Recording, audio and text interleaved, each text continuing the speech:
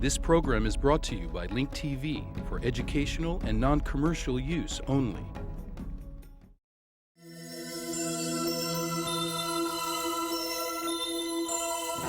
Mosaic, a daily news program from Link TV, presents a selection of news reports from independent and state-controlled broadcasters from throughout the Middle East.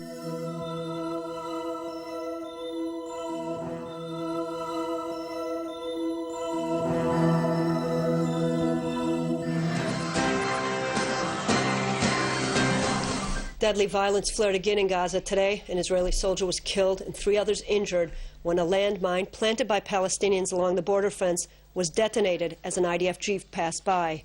Islamic Jihad and Hamas claimed responsibility. IB's Eli Wogelenter has the story. The soldier's Sufa jeep blew up on the Israeli side of the border near kibbutz Ein HaShlosha at around 8 o'clock this morning. A powerful explosive device was detonated, apparently by a remote control system, alongside the vehicle, killing the soldier who was sitting in the jeep's passenger seat. The driver of the jeep is in critical condition, and 2 other soldiers who were sitting in the back seat sustained minor wounds. The casualties were taken to Soroka Medical Center in Beersheba for treatment. Immediately after the incident, Hamas terrorists opened fire at troops who were responding to the bombing in a bid to disrupt rescue efforts. A spokesman for Islamic Jihad claimed responsibility for the attack, and the ruling Hamas group said it also participated. Senior IDF officers held an emergency meeting to plan the response to the ambush. Shortly after the incident, several mortar shells were fired at agricultural fields in kibbutz Ein HaShlosha. There were no injuries, but the farmers in the area were forced to halt their work. Also today, the Israeli Air Force killed 1 terrorist in an attack on a rocket launching site in the northern Gaza Strip. Eli Wogelenter, IBA News.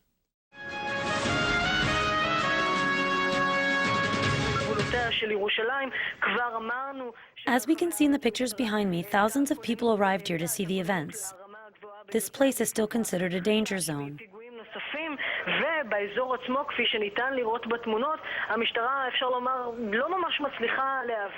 The police are still checking to see if there are still bombs to detonate, so the streets have not been cleared yet. The police are asking the masses to move away, but as you can see, this has not been successful.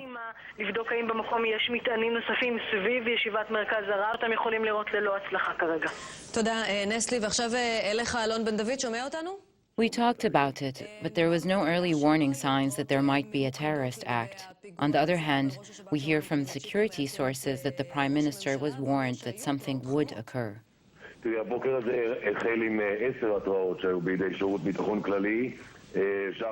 The Secret Service had 10 different kinds of warnings, but of course no one had an exact time or date. Clearly there were very high tensions running. Although the Secret Service had a very tight net of information, there was one who apparently got through into Israel. At this time, we don't have a clue who is behind the attack. We don't know if the terrorists came from the West Bank or from East Jerusalem. We have to remember that Jerusalem has had a relatively long period of quiet. This is not because the Palestinians haven't wanted to create new incidents, but because the Secret Service is so efficient. And we should update you that around the Gaza Strip area where a soldier was killed this morning, the Israeli army killed another 4 Palestinians. We are going to our reporter on the street, Asaf.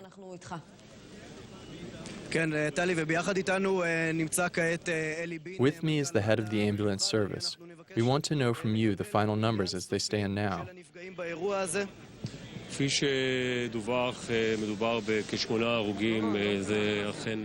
As reported, we are talking about 8 people who have been killed.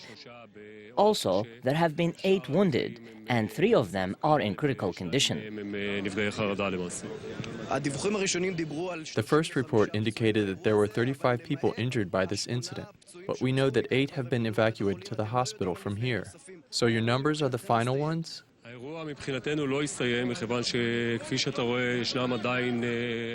Yes, the event has been wrapped up, and as you see, thousands of people are still milling around. Our ambulances are still on very high alert, and we are keeping all of our forces on the highest alert possible.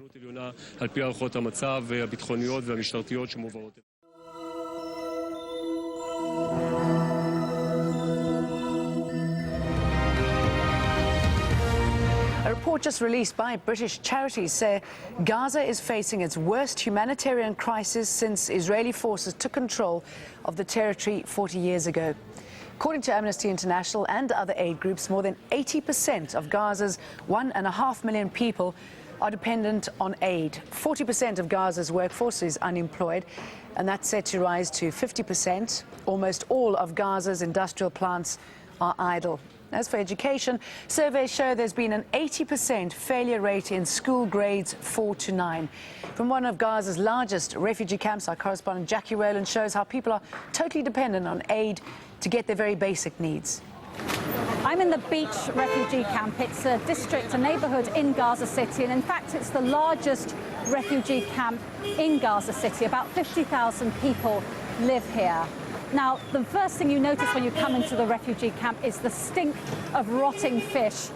Fish, obviously, a vital thing for people to eat here because it's something that they can at least get from the sea. But beyond that, almost all the food they get is coming in the form of handouts from the United Nations Relief and Works Agency. One of the alarming things that this new report points out is that 80% of people in the Gaza Strip, that's 1.1 million people, are dependent on handouts just to get enough food to eat, just to survive. And I'm just here on the corner of a street. It's a shop. It looks like a shop, but what it actually is a food distribution point. And all over Gaza, you find these food distribution points where people come with their coupons. It's like rationing, really, in wartime. People get a ration book, coupons, depending on the number of people in the family, and they come to these points and they're able to get a ration of basic goods. I mean, for example, flour. We've got more flour here, wheat flour, a sack of rice, a sack of salt. And inside the food distribution point, you can see other basic goods that are given out by the UN agencies. Tea, sugar, oil, cooking oil, very important, certain pulses, lentils, chickpeas, tomato puree. These are very basic staples. Not necessarily a hell of a lot of protein or vitamins in this, but at least good solid carbohydrate that will fill people up. But the report has mentioned about great concern about malnutrition, even though the UN is feeding more than 3/4 of the people in Gaza. A real concern about the quality of the food, the quality of nutrition that people are getting, especially children, which make up such a large proportion of the inhabitants of the Gaza Strip. So again, we've had so many alarms raised by aid agencies, but here this joint report out today really underlining the dire situation that we've got into, incrementally just getting worse and worse over a period of 40 years. And the fact that we found ourselves today in a situation where more than 3/4 of the people in the Gaza Strip would not be able to eat if it weren't for international handouts. Really some very grim statistics. The report makes very depressing reading.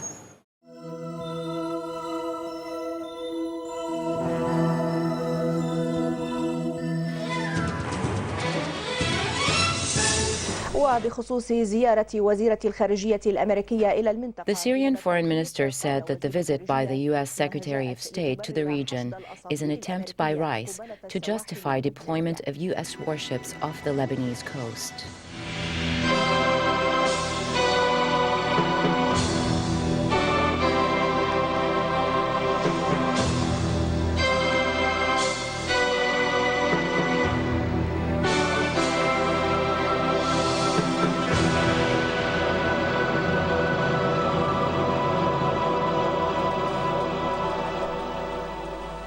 Meanwhile, Yusuf Samiri, a leader from the Jerusalem Brigades, was added today to the list of Palestinian martyrs. Samiri was martyred this morning during a clash with an Israeli special force that was surrounding his home in the town of Qarara, east of Khan Yunis. Elsewhere in the Gaza Strip, the occupation army killed a 1-month-old Palestinian infant, thus adding a new crime to its criminal record. Most definitely, the killing of Amira was another crime. Amira, who was less than a month old, was killed today in Khan Yunis, where her name was added to the list of martyred children in the Gaza Strip. After today, 20-day-old Amira will never grow older or carry flowers or textbooks. However, she is a leading witness of Israel's crimes, massacres, and exterminations.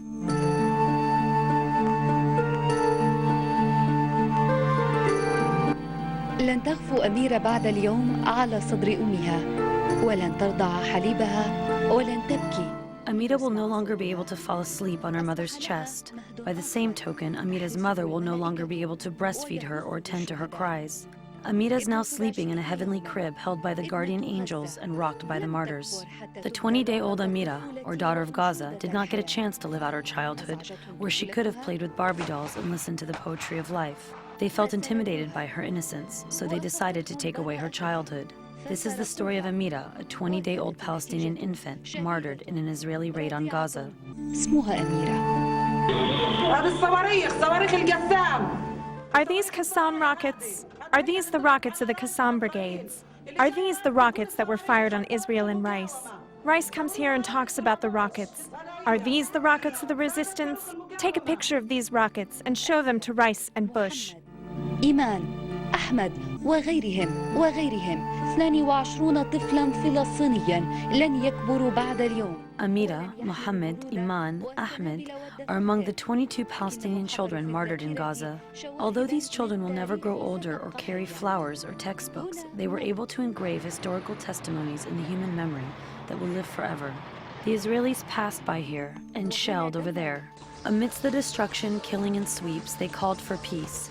A peace that has been taken out of context and offered to a stateless nation. This peace, which is sponsored by Rice's warships and Olmert's hatred, is being established over the bodies and the flesh of Palestinian children. Amira, Mohammed, Iman, and many others. They are the martyrs of peace. على جسد وأشلاء الأطفال أميرة ومحمد وإيمان وقوافل أخرى. In a protest over the international silence towards what the Palestinians are enduring in the Gaza Strip, a massive demonstration was organized by the Institution for the Solidarity with the Palestinian People in Athens. Hundreds of students and workers took to the streets in protest over the ongoing Israeli massacres in Gaza. The protesters called on the UN Security Council to meet its obligations by lifting the blockade imposed on Gaza and reopening the border crossing in Rafah.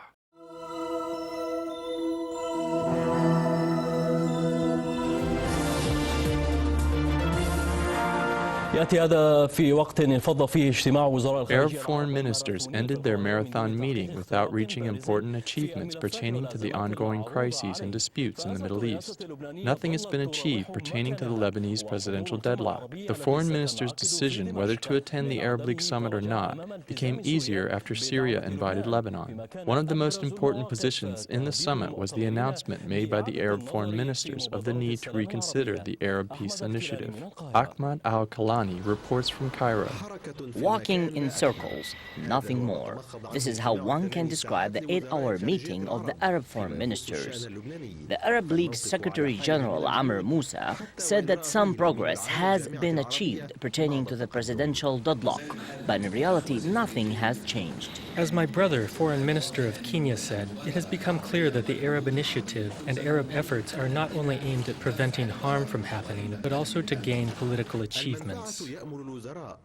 Arab foreign ministers hope that Moussa continues his efforts to resolve the presidential deadlock in Lebanon and puts the Syrian-Lebanese relations on the right track.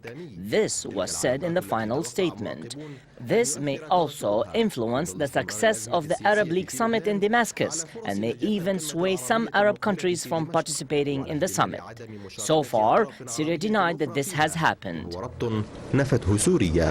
We did not hear our Arab brothers today linking the Arab League summit to the election of the Lebanese president. We heard calls to help the efforts of the Arab League Secretary General succeed, and there is determination to make the Arab League summit successful. The most important outcome from the Arab foreign ministers' meeting was an article in the final statement saying that the Arab Peace Initiative must not be kept on the table if Israel does not respond seriously. We are not going to continue to offer the Arab Peace Initiative while the other side is not responding. It is as if we are begging for peace. The Arab foreign ministers ended their meeting after they threatened to take the Arab Peace Initiative off the table. The question is, if offering the Arab Peace Initiative did not have much of an effect, will its withdrawal have any effect? The Arabs reiterated their commitment to the peace initiative generated in the Beirut summit in 2002.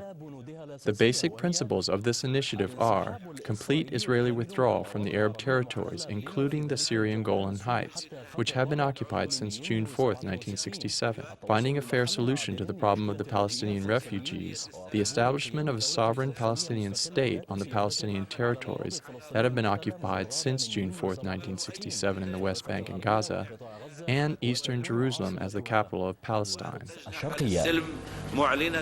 حول موقف واحد إذا نجح الوزراء العرب في الاتفاق بشأن مصير المبادرة العربية للسلام. The Arab ministers succeeded in agreeing on the Arab Peace Initiative, but they failed to agree on the Lebanese file. This failure enlarged the task of the Arab League Secretary General Amr Moussa by adding a new clause to his Lebanese file.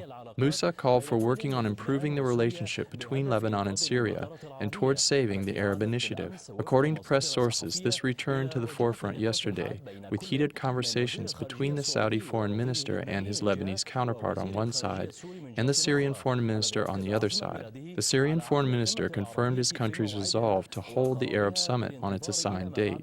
انتخاب رئيس جديد في لبنان قبل توجيه الدعوة لحضورها إلى كل من الرياض وبيروت.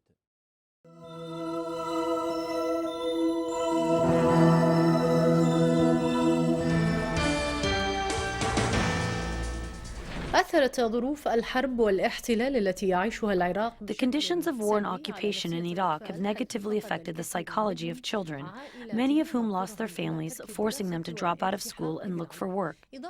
In addition, the security situation has impacted their conduct and daily behaviors.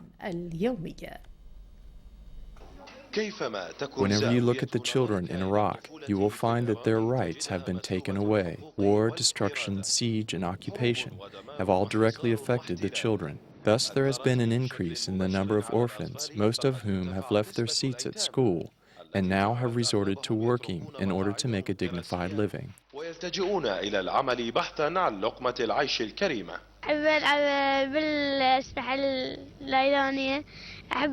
I like to fire guns with my friends. Like the Americans, I like to fire guns.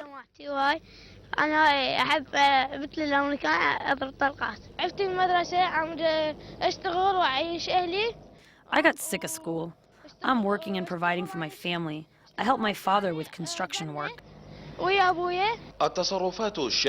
Abnormal behaviors, manifestations of violence, and the sounds of war, which fill the streets of Baghdad, have and continue to negatively affect children, who have even changed their games and behaviors as a result.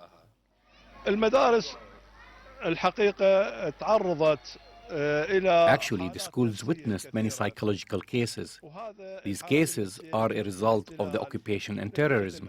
The most impacted are the children in the schools. This school has about 38 orphan children.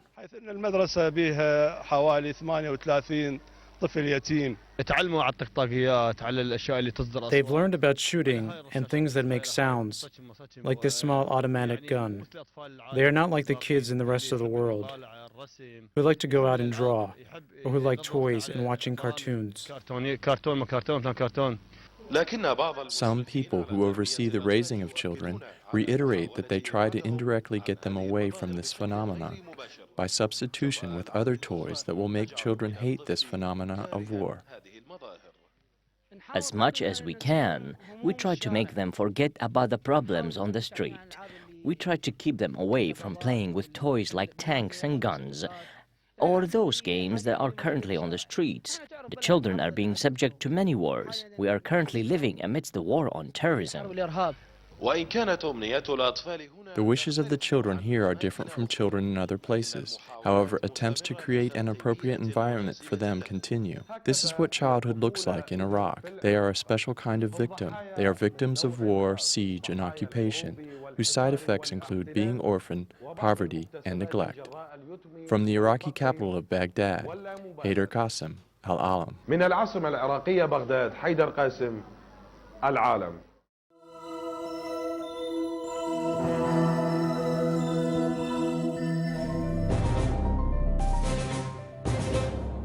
ومن جانب آخر بدأت الحملة الانتخابية في إيران اليوم استعدادا. Iran kicks off its election campaign today in preparation for the parliamentary elections that will take place on March 14th, with about 4,600 candidates competing for 290 seats. للحصول على 290 مقعدا. The Guardian Council had barred 2,900 candidates from running in the elections. Reformist groups explain this as an attempt to limit reformist candidates. The following report by Milham Raya surveys the atmosphere surrounding the first day of elections. The countdown began for the long-awaited day by many Iranians, the parliamentary elections. The campaign was kicked off and posters listing the names of the candidates and their political allegiances made their way to the streets. But with minimal excitement, as several candidates' names were missing from the list. This suggests that this time the elections will either be reformist or conservative and that names no longer carry any value. Citizens' participation in the elections is important to safeguard our inheritance of the revolution. I will elect the candidates that address economic issues. The people should vote and express their opinions. Personally, I will elect the reformists because they can solve the problems and secure citizens' needs. This is the northern part of the capital, the headquarters of the reformists. The reformists' slogan are mixed with the conservatives. This is the southern part of the capital, the headquarters of the conservatives. The two movements split the wall posters. According to observers, this might reflect the elections. The parliament might be heading to a balanced political makeup from both camps. أنا أعتقد أنه ستكون هناك منافسة حادة في الانتخابات وسيكون. I think that there will be fierce competition in the elections and that the 8th Parliament will be more diverse than any previous parliament. Recent election surveys suggest that moderate candidates from both the reformist and conservative camps are in favor.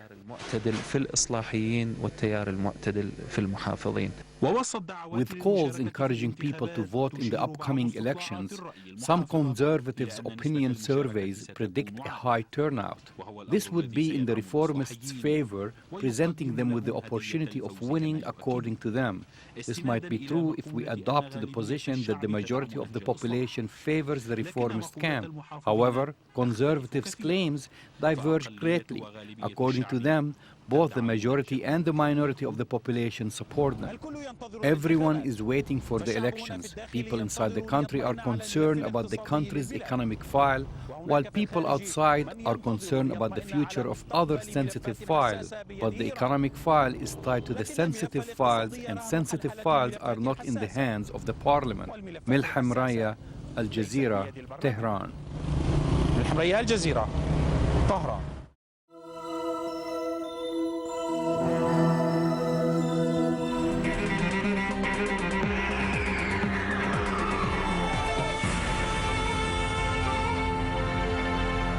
سجلت أسعار النفط مستويات قياسية غير. Oil prices have reached a new record. Today the price of oil exceeded $105 per barrel. The main reasons behind this change are the decrease in American oil reserves and OPEC's refusal to change oil production despite international pressure. Maya Jaradni reports from Vienna.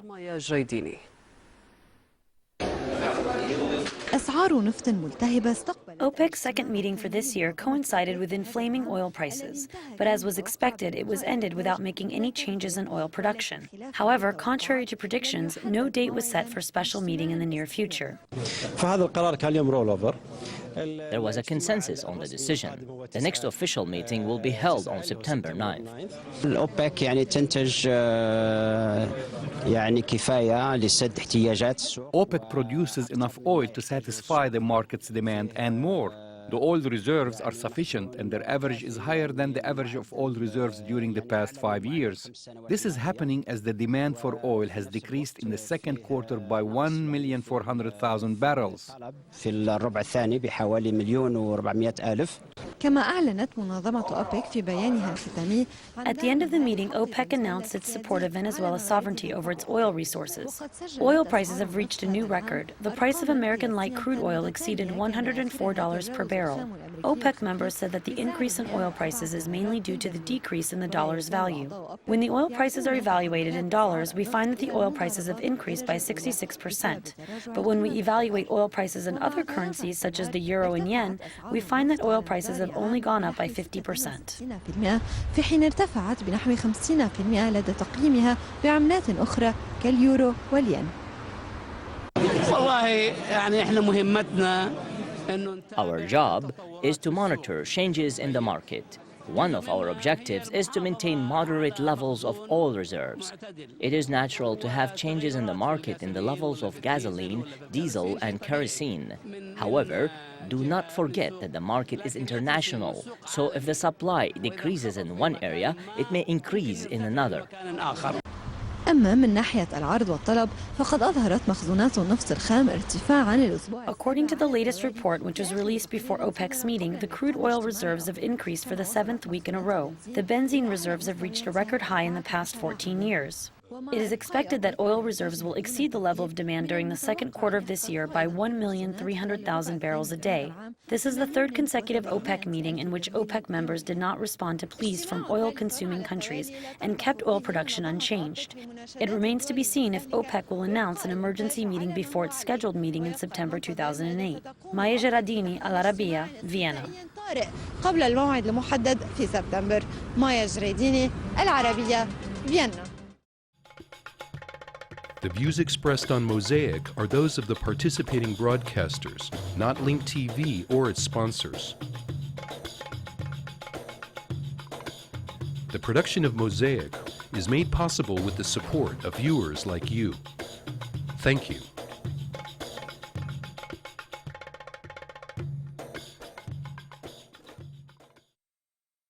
Hi, I'm Wendy Hanamura, station manager here at Link TV. You know, recently we did a poll of some of you, our donors, and we asked you why you contribute to Link TV. I keep a binder of all your answers, and they're great. Here are some of them. No advertising, no commercials, no corporate strings, right? Not your average regurgitated empty news. The #1 reason I watch and donate to Link TV is Mosaic. It's great to hear from you, and it's great that you support us. If you haven't yet done that, I invite you to do that now. A quick visit to our website or a phone call is all that it takes. It's fast and it's easy. Here's where you go. The website is linktv.org. Click on that green support button to see all of the options right now. You want to make your support count even more? Well, choose this option, the No Gifts Please option, to guarantee that 100% goes to what you value most on Link TV. If you prefer to call us, here's the number, 1-866-485-8848. And consider this budget-friendly option. Become a sustaining supporter. It's easy to do at linktv.org or when you call. You just have to have your credit card ready to set up automatic contributions in any amount that's right for you. Think of it as your subscription to documentaries, music, and news from around the world.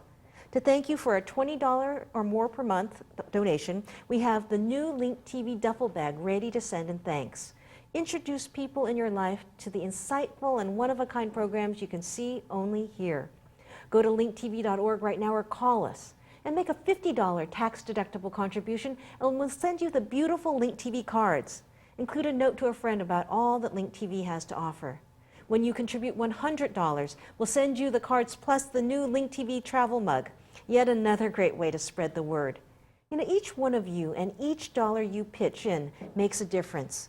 Not everyone can give a lot at once, but if you can, please consider making a powerful $1,000 tax-deductible contribution to Link TV. That's $1,000 that helps us buy more documentaries and more films to show all year to millions of Americans across the country. And in thanks, we're going to send you every single gift that we have mentioned during this entire fundraising period. It's a huge box full of DVDs, books, the Link TV gear, CDs, and more. Of course, the real gift, though, is that it guarantees that Link TV will be here when you need us, serving up the best documentaries, news, and music from around the world.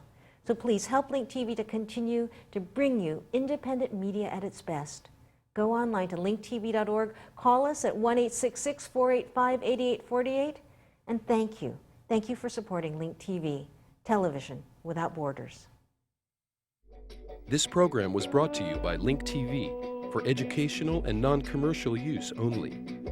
Link TV is the only U.S. television network devoted to global and national news, with uncompromising documentaries and diverse cultural programs. Programs which connect you to the world.